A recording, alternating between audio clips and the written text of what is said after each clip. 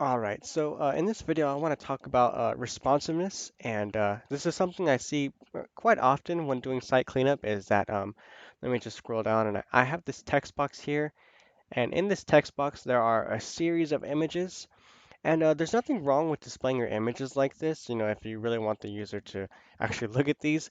Um, the only concern that this, or the only like real threat that this poses, is that you know, the browser has to take time to load up all these images at once like this, and that can reduce responsiveness. And even, in extreme cases, you won't even be able to load up this page because it's taking the processor all this time to actually load up these images.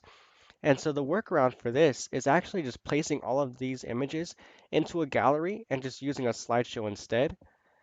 And that's because slideshows are loaded up much differently, in that instead of loading all these up at once, we're loading these all up in the back end, kind of asynchronously, which is just a fancy way of saying, it's not the primary job of the processor to load these up. It's the browser is gonna load up everything else first, and then while everything else is loading, little by little, it's gonna load up these images into this slideshow here.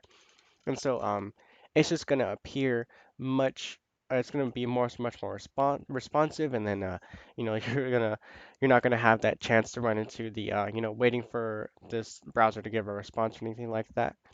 So if you do have a series of images to show, just use a slideshow. Let me actually remove this text box. It's much easier to use, and then it's like you're getting the same point across as I want you to look at these images. That's what a slideshow is.